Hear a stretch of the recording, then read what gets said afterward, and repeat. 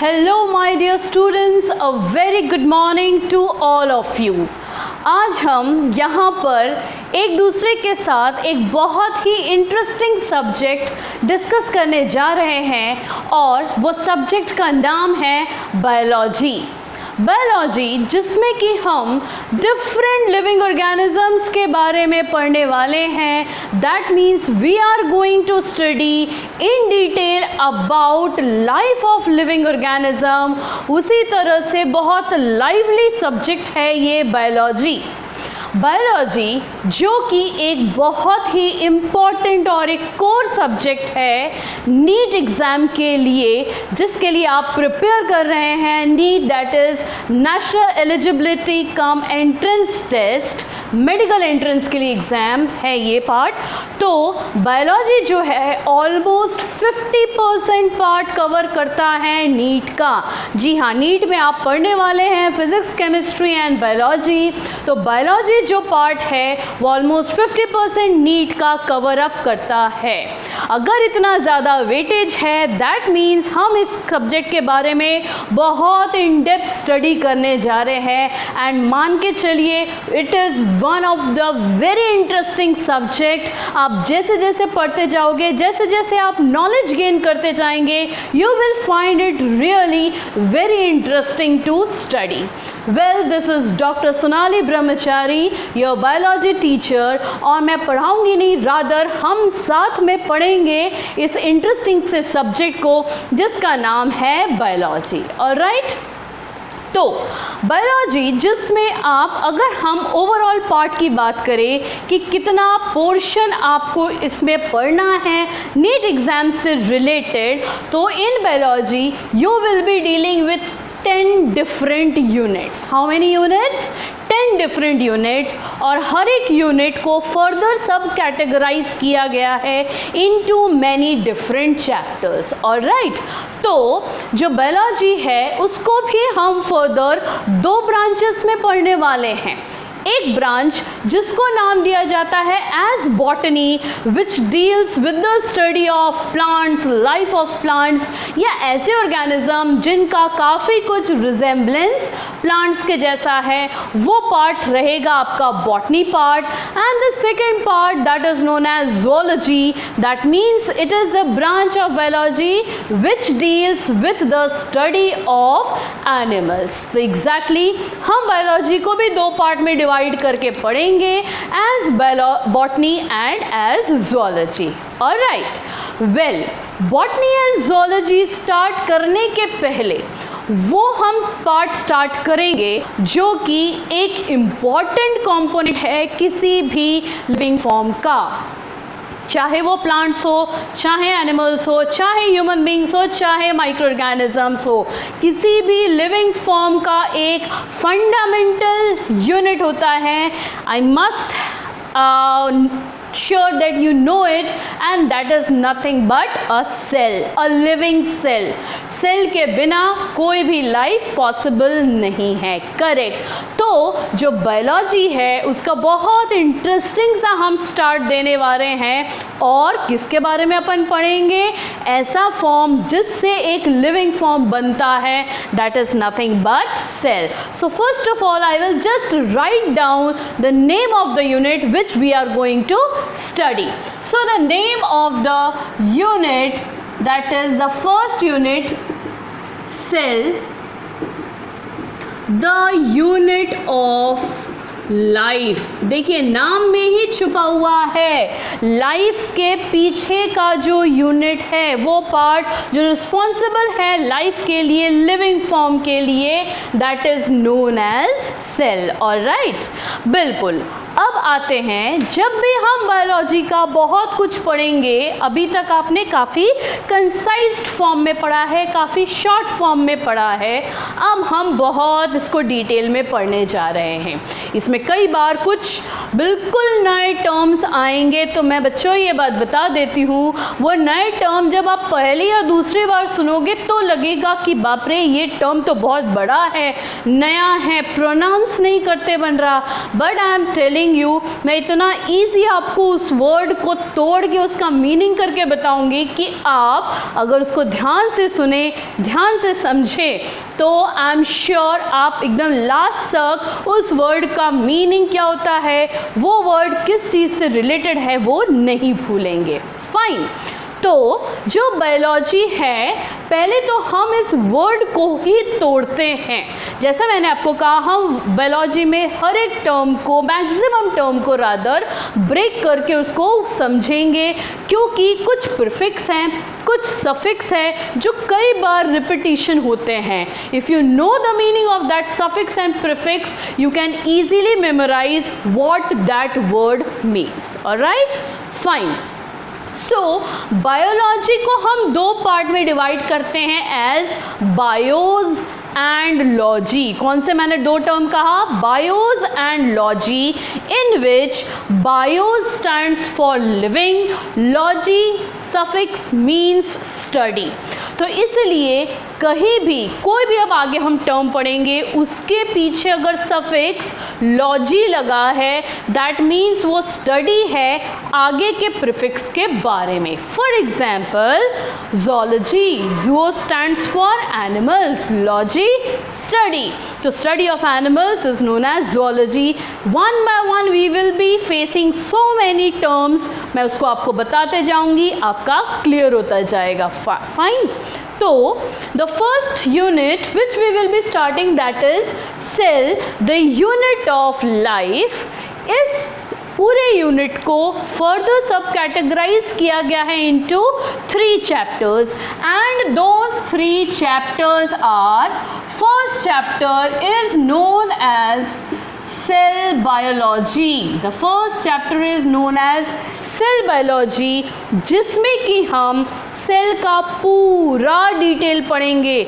Cell कौन कौन से कंपोनेंट से मिलके बना है, उन सभी कंपोनेंट के फंक्शंस क्या हैं, उन सभी कंपोनेंट के स्ट्रक्चर क्या है, ये पूरा डिटेल आएगा। ऑल्दो ये पार्ट आपके लिए बिल्कुल नया नहीं है। रीज़न, सेल बायोलॉजी आपने काफ़ी अच्छे से आपके 9th स्टैंडर्ड में पढ़ा है। सेल पढ़ा है, कितने टाइप के सेल होते हैं वो पढ़े हैं, सेल के कंपोनेंट्स क्या होते हैं, उनके स्ट्रक्चर क्या हैं, उनके फंक्शन क्या है। सो आई एम टेलिंग यू, जब हम पहला ही चैप्टर स्टार्ट करेंगे सेल बायोलॉजी, वो आपको ऐसे ही इंटरेस्टिंग लगेगा क्योंकि आप उसके बारे में पढ़ चुके होंगे। हाँ, यहाँ पर हम थोड़ा एक्स्ट्रा उसके बारे में स्टडी करेंगे। Fine. So the first chapter it is cell biology. The second chapter of this unit it is cell division.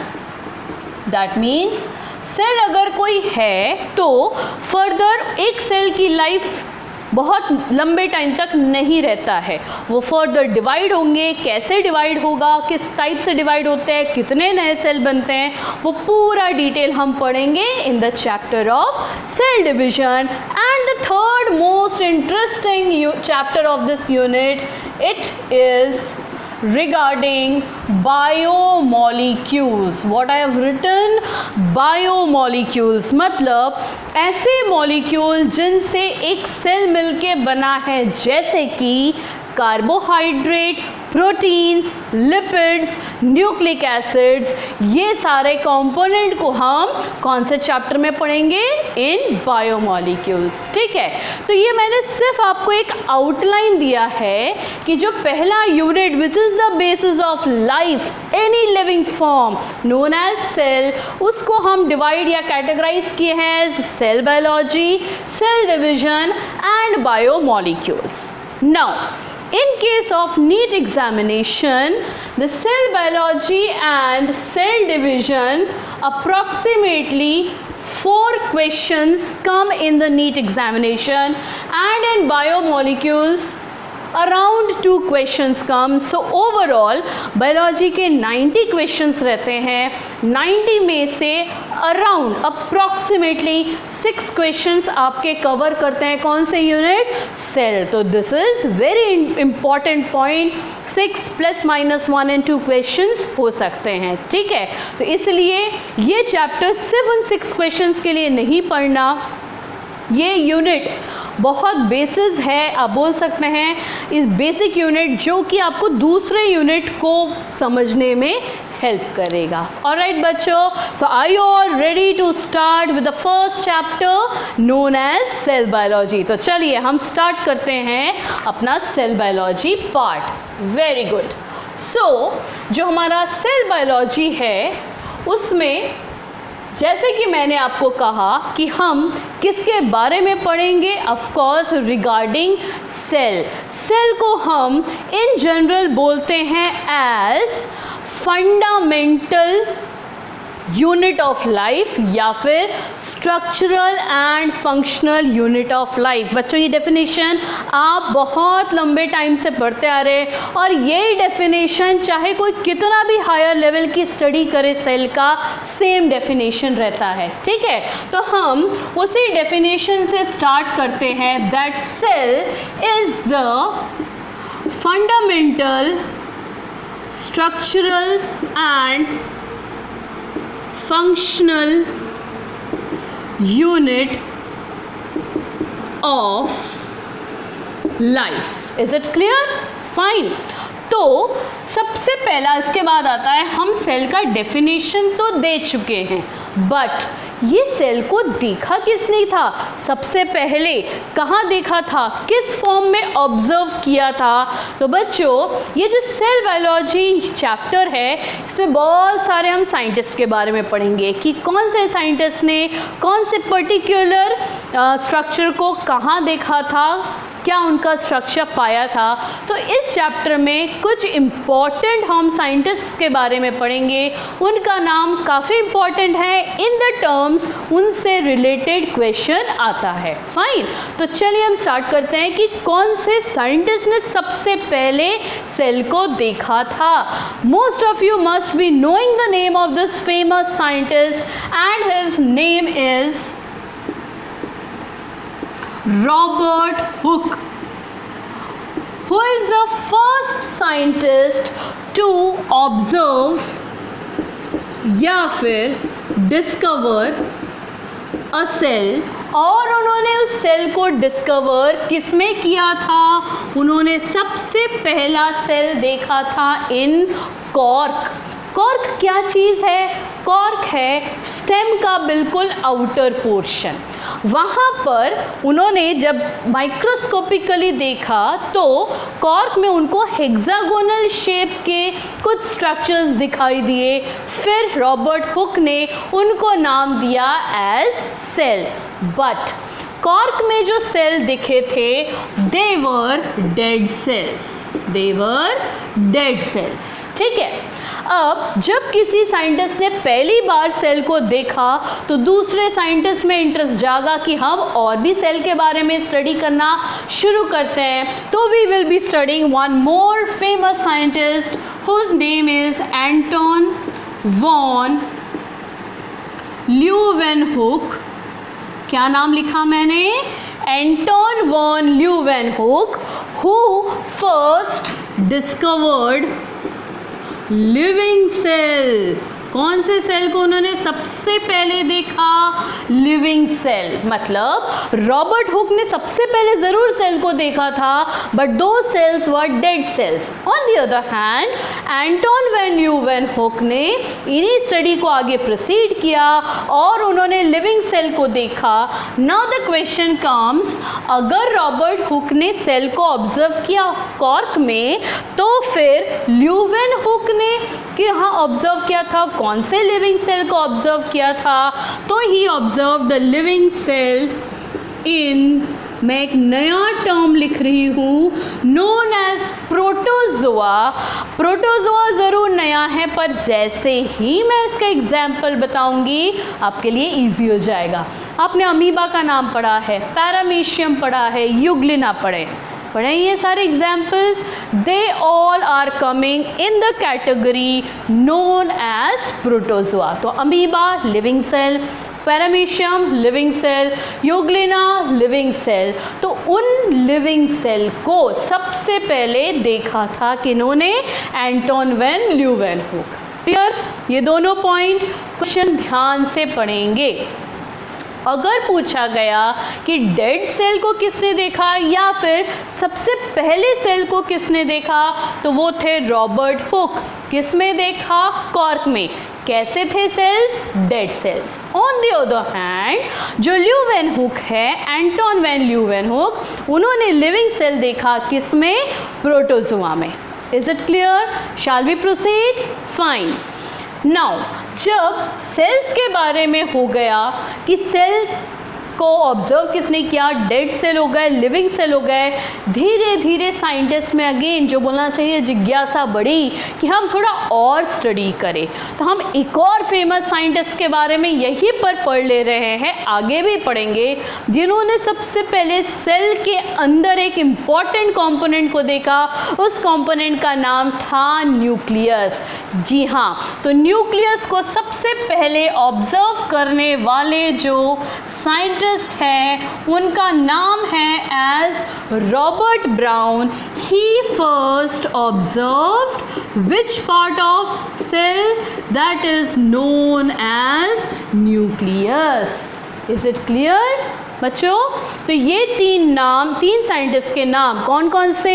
Robert Hooke, Anton van Leeuwenhoek and Robert brown.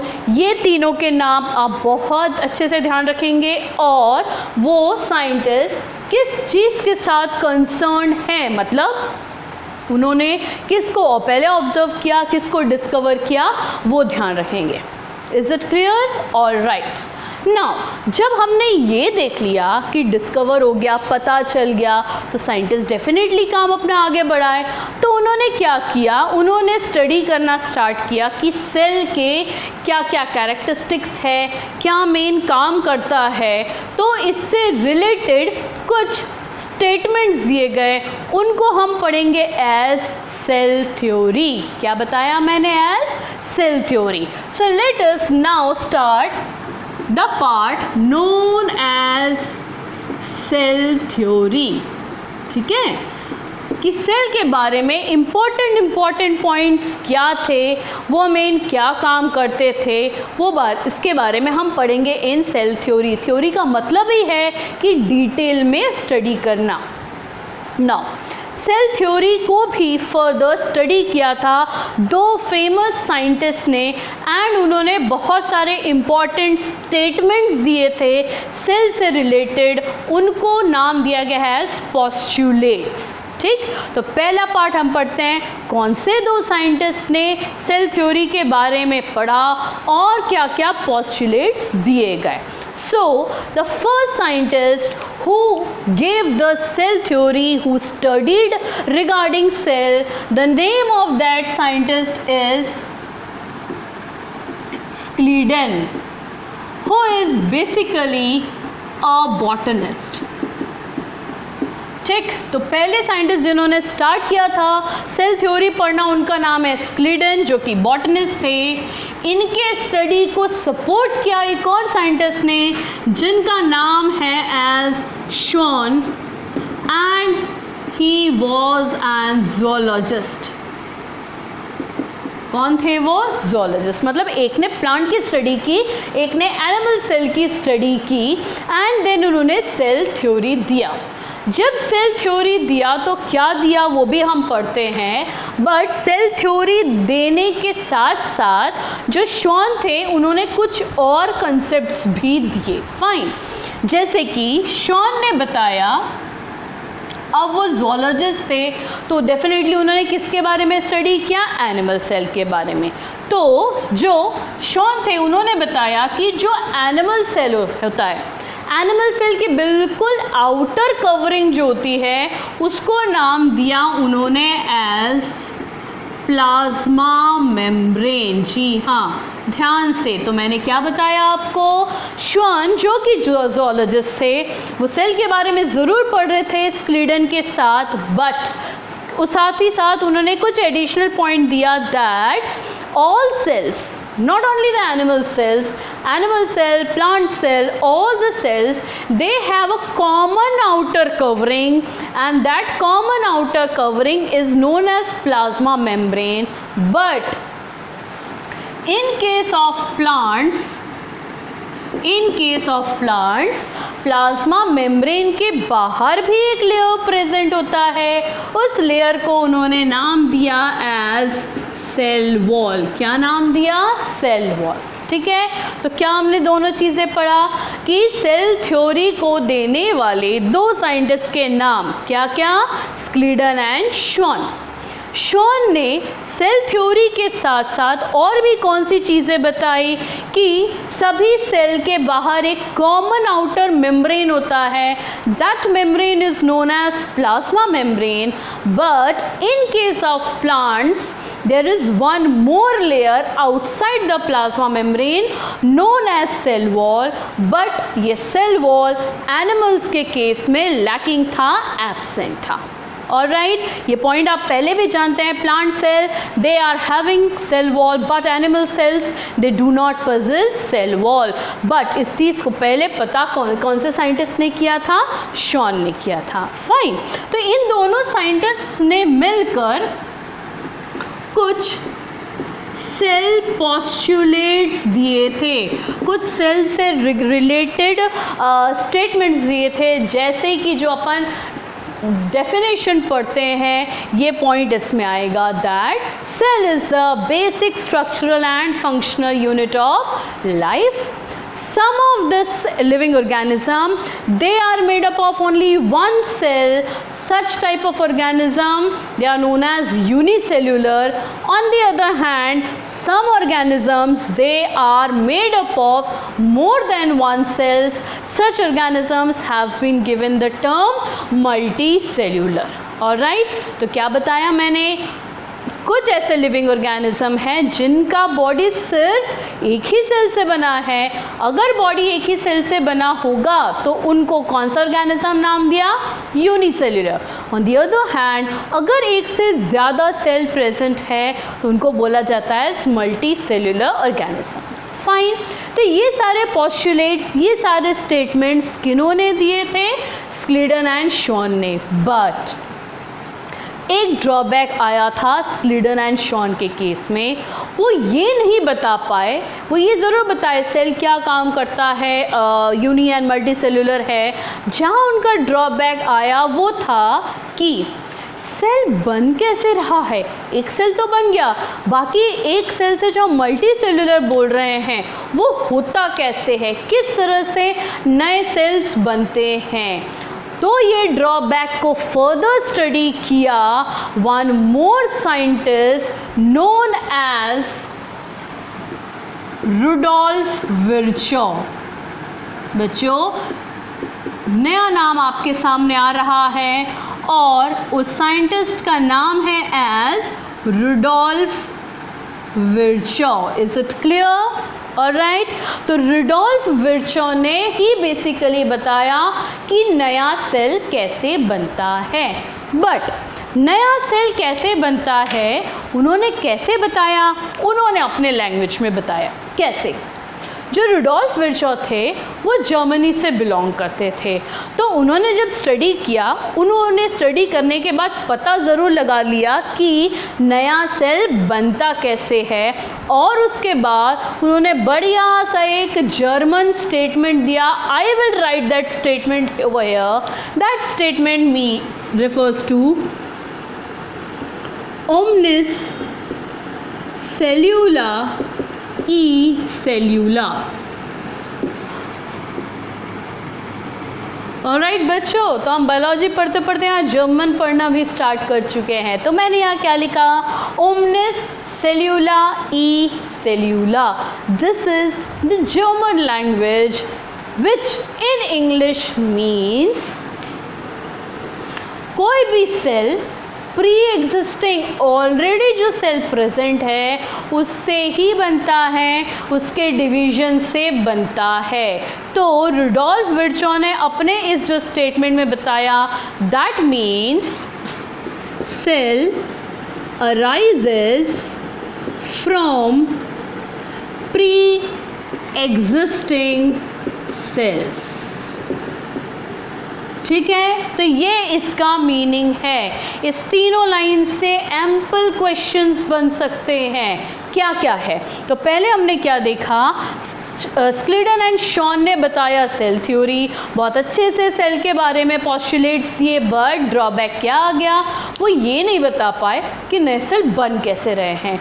उसको पकड़ा रुडोल्फ विर्चो ने और उन्होंने स्टडी करके बताया कि जो सेल होता है वो ऑलरेडी जो एग्जिस्टिंग सेल, पहले से ही जो सेल प्रेजेंट है, वो डिवाइड होकर नए सेल बनाता है, और उसको टर्म दिया गया है omnis सेल्यूला E cellula, which means a new cell, it arises from pre-existing cells. Already से जो cells present हैं उनसे नए सेल बनते हैं। फाइन, तो ये जो मैंने लाइन लिखा है, this is playing very important role कि ओमनिस सेल्यूला ई सेल्यूला को देने वाले साइंटिस्ट का नाम क्या है, ओमनिस सेल्यूला ई सेल्यूला का मतलब क्या होता है। ठीक, तो ये सारा पार्ट आएगा पूरा हम किस बारे में पढ़े, रिगार्डिंग सेल थ्योरी। तो cell theory includes 3 different scientist. Mainly अगर आपसे पूछे सेल थ्योरी को देने वाले साइंटिस्ट का नाम क्या है, तो उनमें सिर्फ 2 ही नाम आएगा, वो है Schleiden and Shawn. Omnis सेल्यूला and सेल्यूला अगर पूछे तो जो साइंटिस्ट का नाम आएगा वो आ जाता है Rudolf Virchow. Is it clear? तो यहाँ तक हमने ये पढ़ा कि सेल को सबसे पहले पता किसने लगाया, सेल थ्योरी को देने वाले साइंटिस्ट कौन थे, और नया सेल कैसे बनता है ये कौन से साइंटिस्ट ने प्रपोज किया। नेक्स्ट हम अब धीरे धीरे इन डेप्थ सेल की स्टडी के बारे में जाएंगे। Directly we will not start with the structure, we will start कि जब सेल को माइक्रोस्कोपिकली ऑब्जर्व किया गया तो क्या शेप का पाया गया, क्या साइज का पाया गया, क्या सभी सेल के साइज या शेप सेम रहते हैं। So the answer is no. Alright, even in us human beings में भी हमारे डिफरेंट बॉडी पार्ट्स में अलग अलग शेप के सेल्स पाए जाते हैं, which completely depends upon the function of cell. Cell कैसा फंक्शन करता है उसके बेसिस पर क्या रहता है, इट्स शेप। तो नेक्स्ट पार्ट जो हम स्टार्ट करेंगे that is shape and size of cell. First we will be starting with size of cell.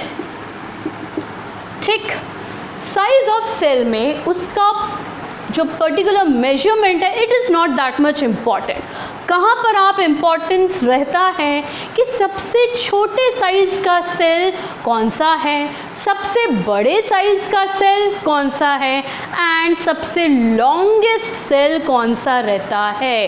तो साइज़ में बच्चों आप मेजरमेंट रहेगा माइक्रोमीटर, मिलीमीटर, उस पर फोकस नहीं करें चलेगा, क्योंकि इतना इन डेप्थ ना तो याद रह सकता है ना ही पूछा जाता है। फाइन, तो हम साइज़ में स्टार्ट करते हैं with the first part that is the smallest cell. सबसे छोटे साइज का सेल कौन सा होता है? सबसे छोटे साइज का जो सेल होता है उस ऑर्गेनिज्म का नाम है माइकोप्लाज्मा। नया नाम है आपके लिए। ऑलराइट, ध्यान से क्या बताया मैंने, सबसे स्मॉलेस्ट साइज का जो सेल होता है उसका नाम है mycoplasma, whose cell size it is around 0.3 micrometer in diameter। तो काफ़ी छोटा, सोचिए micrometre means already 10 to the power -6 metre, उसमें भी 1 माइक्रोमीटर नहीं है, इट इज़ 0.3। तो कितना माइक्रोस्कोपिक साइज का होगा। फाइन, वेल जैसे मैंने आपको बताया ये पॉइंट आप नहीं भी याद करेंगे, no worries. What is important? The smallest cell it is known as mycoplasma. Fine. Next, अगर smallest पढ़ा तो definitely आ जाएगा लार्जेस्ट सेल। फिर कौन सा होता है लार्जेस्ट सेल? बड़ा सा इंटरेस्टिंग है। लार्जेस्ट सेल होता है egg of an ostrich. Ostrich जानते हैं आप सब लोग, फ्लाइटलेस बर्ड होता है, वेरी ह्यूज साइज रहेगा, है ना। Even it runs much faster than human being. तो उस ऑस्ट्रिच का जो एग रहता है that is the largest cell, तो हम लार्जेस्ट सेल में लिखेंगे as egg of an ostrich. Fine. और थर्ड पार्ट जो हम पढ़ेंगे वो रिलेटेड रहता है रिगार्डिंग लॉन्गेस्ट सेल, और लॉन्गेस्ट सेल आप पढ़ चुके हैं, known as nerve cell. Nerve cell को आपने एक और पढ़ा है इन टर्म्स एज न्यूरॉन, पढ़े हैं? Yes, you have studied in 10th standard, very well. Nerve cell, neuron का स्ट्रक्चर भी आप पढ़े हैं, आपने डायग्राम भी बनाया, और जो लेंथ आता है that is because of axon, लंबा सा एक्सॉन आपने बनाया था, करेक्ट? याद आया? यस। तो ये रहता है regarding size of cell, the smallest cell mycoplasma, largest cell egg of an ostrich, and longest cell that refers to nerve cell. Alright, fine. तो ये हमने किसके बारे में पढ़ा? साइज। नेक्स्ट किसके लिए प्रोसीड करेंगे? Towards shape. अब जैसे कि मैंने आपको बताया, शेप ऑफ सेल जो रहता है बच्चों, वो डिपेंड करता है उस सेल के फंक्शन पे कि वो पर्टिकुलर सेल कौन सा फंक्शन कर रहा है, then its shape is according to its function. तो next topic it is shape of cell. Like the first very common example, let us take, मैं यहाँ नाम लिख रही हूँ, आप मुझे बताइए इसका फुल फॉर्म। क्या लिखा मैंने बच्चों? RBC। कोई नया टर्म नहीं है आप लोगों के लिए, you know it very well. Yes, answer आ चुका होगा अब तक, red blood corpuscles, not red blood cells. हम और अच्छे से पढ़ेंगे रेड ब्लड कॉर्पसल्स, है ना? हमारे बॉडी में blood is red in colour because of RBC। RBC में एक पिगमेंट होता है जिसको अपन ने पढ़ा है एज हीमोग्लोबिन, इसके कारण it is red in colour. Well, वो अलग पार्ट है। हम यहाँ पर देखते हैं जो RBC का शेप होता है, it is almost round and biconcave. Round and biconcave इसलिए जिससे कि RBC के अंदर बहुत ज़्यादा स्पेस मिल सके। मतलब RBC अभी बताया उसमें कौन सा रेस्पिरेटरी पिगमेंट प्रेजेंट होता है, दैट इज़ हीमोग्लोबिन। हीमोग्लोबिन का काम है कि वो ऑक्सीजन के साथ बाइंड होता है और हमारे हर एक सेल को ऑक्सीजन पहुंचाता है। मतलब RBC के अंदर जितना ज़्यादा हीमोग्लोबिन आएगा उतना ज़्यादा वो ऑक्सीजन हर सेल तक पहुंचा सकता है, करेक्ट?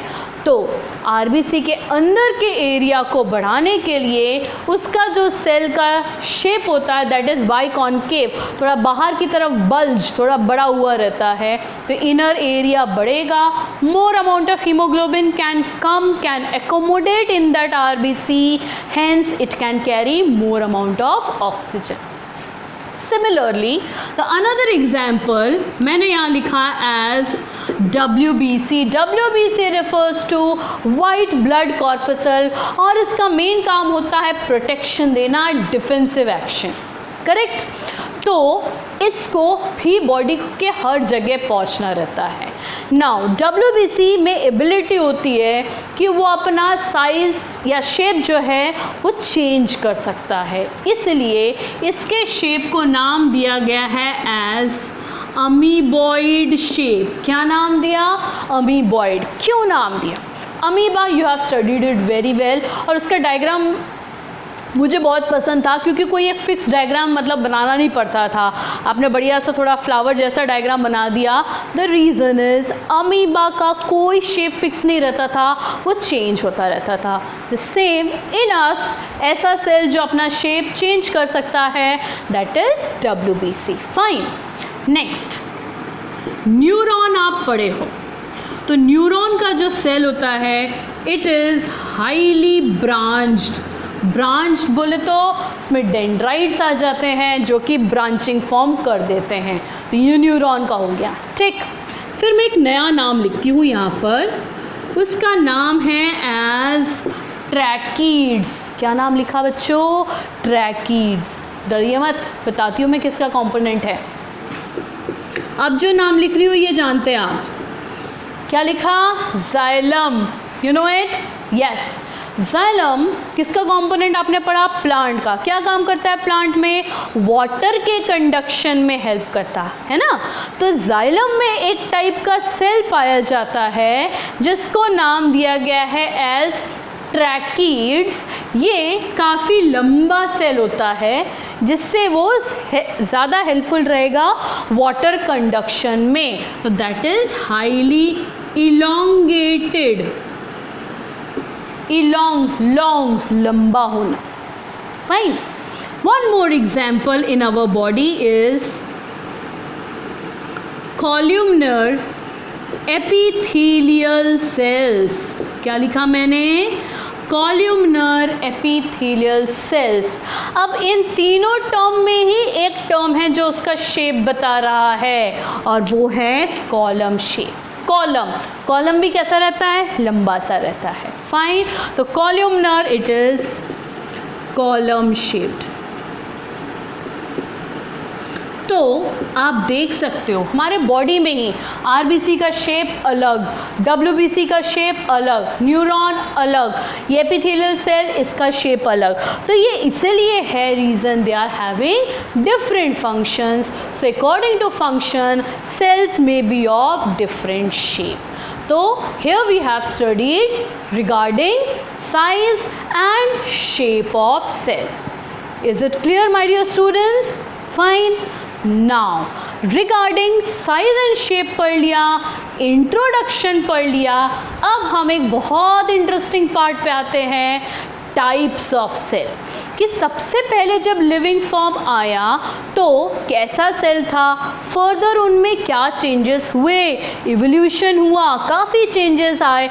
तो सेल में भी क्या चेंजेस आए हैं? यस, सेल के स्ट्रक्चर में भी चेंजेस आए हैं। तो सबसे पहले जो सेल बना था उसको क्या नाम दिया, और अभी जो वेल डेवलप्ड सेल है उसको क्या नाम दिया जाता है। तो हमारा नेक्स्ट टॉपिक क्या रहेगा? Types of cell. Let us clean the complete part और हम बहुत अच्छे से डिस्कस करेंगे regarding types of cell.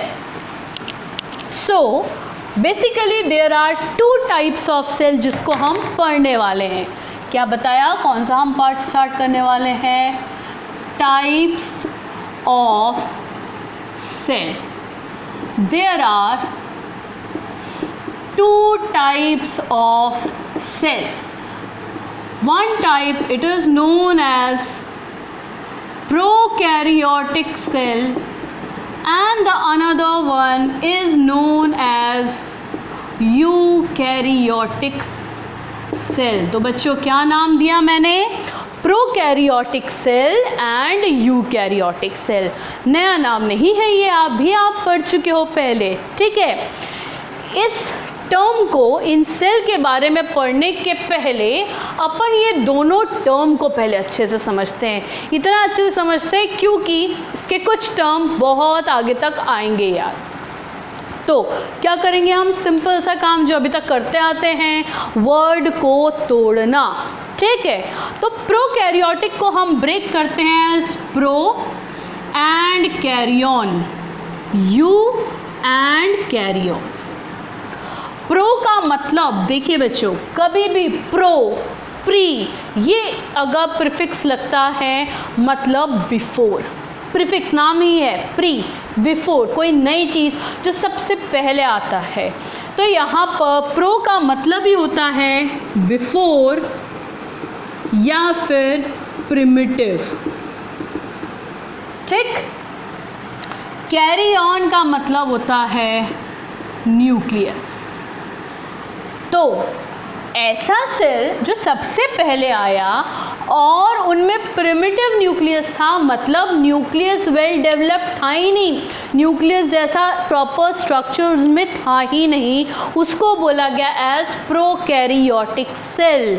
On the other hand eukaryotic में eu refers to true and karyon again it means nucleus, मतलब ऐसा सेल जिसमें कि ट्रू न्यूक्लियस प्रेजेंट है, वेल डेवलप्ड न्यूक्लियस प्रेजेंट है, वो उनको बोला गया है एज यूकैरियोटिक सेल। ठीक है, तो प्रोकैरियोटिक बहुत पहले, सबसे पहले जो सेल बना दैट इज़ प्रोकैरियोटिक, जिसमें कि क्या चीज़ वेल डेवलप्ड नहीं था, पुराने फॉर्म में था, वो था न्यूक्लियस। एंड यूकैरियोटिक में कौन सा स्ट्रक्चर वेल डेवलप्ड है, उसको नाम दिया गया है as true nucleus known as eukaryotic. Is it clear? Very good. अब हम इनके थोड़ा डिटेल पढ़ते हैं। ठीक है, चलो let's start the detail of these two types of cells. So first I will write as prokaryotic cell, and second over here I'll write it as eukaryotic cell। ठीक, अब किसी भी नए चीज़ को पढ़ने के पहले अगर उसको हम एग्जाम्पल के तौर पर समझते हैं तो वो हमें बहुत लंबे टाइम तक याद रहता ही है ऑब्वियसली। फाइन, तो let us take the example कि प्रोकैरियोटिक सेल, जिसे हम बोल रहे हैं सबसे प्रिमिटिव है, बहुत पहले ही आ चुका है, उसमें कौन कौन से एग्जाम्पल आते हैं। So the example of prokaryotic cell includes bacteria, cyanobacteria,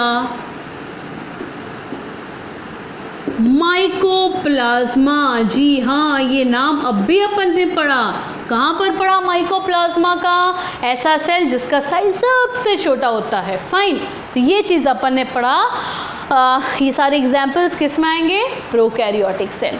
अगर हम यूकैरियोटिक सेल की बात करें तो जितने भी वेल डेवलप्ड ऑर्गेनिजम्स हैं like fungi, algae, plants, animals, all of them they are coming in under eukaryotic cell। वो सभी किसके एग्जाम्पल में आ रहे हैं?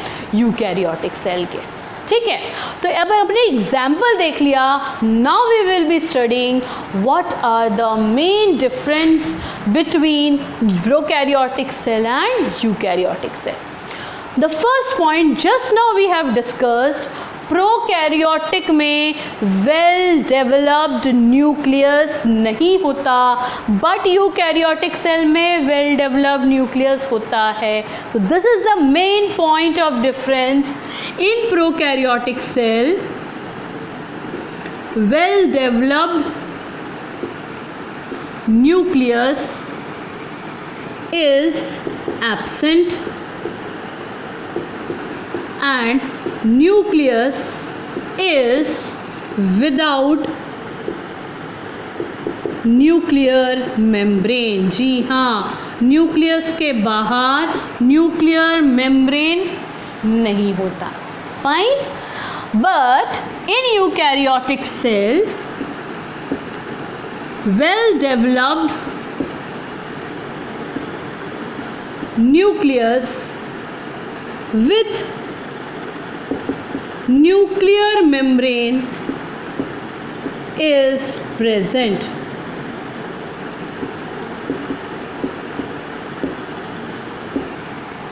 Alright, is it clear? तो क्या हमने देखा? प्रोकैरियोटिक सेल में well developed nucleus is absent and it does not have any nuclear membrane, but in case of eukaryotic cell well developed nucleus with nuclear membrane they are present. In case of prokaryotic cell में कुछ important cell organelles जैसे कि mitochondria, endoplasmic reticulum, plastids, vacuole, Golgi bodies, ये सब नहीं होते हैं। ठीक है, तो मैंने क्या लिखा? Cell organelles like mitochondria, Golgi bodies, endoplasmic reticulum, plastids, vacuole are absent, but in case of eukaryotic cell true है वो, तो जिसमें cell organelles they are present, cell organelles are present. बच्चों ये पॉइंट को सेल ऑर्गेनल आगे proceed करेंगे, ठीक है। तो ये मेजर डिफरेंस आ जाता है between prokaryotic and eukaryotic cell. But एक ऐसी चीज़ जो कि कॉमन है प्रो एंड यूकैरियोटिक में, वो रहता है साइटोप्लाज्म। क्या टर्म बताया मैंने? साइटोप्लाज्म। क्या है साइटोप्लाज्म? सेल के अंदर जो भी फ्लूइड प्रेजेंट रहता है उसको बोला जाता है साइटोप्लाज्म। तो चाहे वो प्रोकैरियोटिक सेल हो या फिर यूकैरियोटिक सेल, इन दोनों सेल के अंदर वो फ्लूइड ज़रूर रहता है, and that fluid is known as cytoplasm. So it is a common between prokaryotic and eukaryotic cell. Alright, is it clear? What are the examples of pro and eukaryotic cell? What are the important points of difference between pro and eukaryotic cell? Is it clear? Yes, it is clear. Now comes the part of homework. एक difference हम type में छोड़े हैं, वो बहुत in depth आपने पढ़ा है, तो वो क्यों नहीं आपको होमवर्क दिया जाए। वो होमवर्क आप ज़रूर करेंगे with diagram, and that homework is differentiate between plant and animal cell with a well labelled diagram. ठीक है बच्चों, तो आपका होमवर्क है प्लांट एंड एनिमल सेल का डिफरेंस, हर एक पॉइंट पे आप क्या क्या आप जानते हैं डिफरेंस रहता है, along with well labelled diagram of plant and animal cell. Is it okay? Fine. बहुत इजी सा मैंने आपको होमवर्क दिया, बहुत पहले से आप करते आ रहे हैं, है ना? बिल्कुल। तो यहाँ तक हमने बहुत अच्छे से सेल का पूरा इंट्रोडक्टरी पार्ट पढ़ा, क्या क्या structure, shape, types and all. Now depth में अब जाएंगे, that part it is related to cell structure and function. क्या है वो? Cell structure and function. तो जो सेल स्ट्रक्चर एंड फंक्शन है, ये कोई एक छोटा टॉपिक नहीं है, इसमें हम बहुत डिफरेंट पार्ट्स के बारे में पढ़ेंगे। जैसा कि सबसे पहला स्टार्ट करेंगे the outer covering which is known as cell wall. हमने भी डिस्कस किया, जैसे प्लांट सेल में सबसे आउटर कवरिंग क्या रहता है, that is cell wall. Clear? Next, after cell wall जो नेक्स्ट मेम्ब्रेन आता है उसको बोला जाता है सेल या फिर प्लाज्मा मेम्ब्रेन। ठीक है बच्चों? फिर नेक्स्ट आता है डिफरेंट सेल ऑर्गेनल्स। मैंने अभी वहाँ देखे बहुत सारे सेल ऑर्गेनल्स के बारे में लिखा है, सबके नाम, उन सभी सेल ऑर्गेनल को उनका पूरा स्ट्रक्चर क्या रहता, कहाँ पाए जाते और उनका फंक्शन क्या रहता है, वो वन बाय वन हम स्टेप बाय स्टेप प्रोसीड करेंगे। So the cell organelles it includes endoplasmic reticulum, next Golgi bodies, next mitochondria, plastids, lysosome, vacuole and so on. ये सारा पार्ट आएगा और लास्ट में जिसको हम डिटेल में पढ़ेंगे कि सेल को भी लाइफ देने का काम कौन करता है, न्यूक्लियस। तो न्यूक्लियस का भी कैसा स्ट्रक्चर और फंक्शन रहता है. Is it okay? So for the first day we have studied in detail regarding introduction of cell theory, who gave cell theory, who discovered the cell, then different size and shape of cell, different types of cell, what are the main points of difference between types of cell. So in our next lecture we will be starting with structure and function of different cell components. So the first जो part हम start करेंगे that will be regarding cell wall. Alright, so till then go through each and every part very precisely, do your homework and do come with your doubts if you have any. Till then, be very safe, be healthy and continue with your studies. Thank you so much.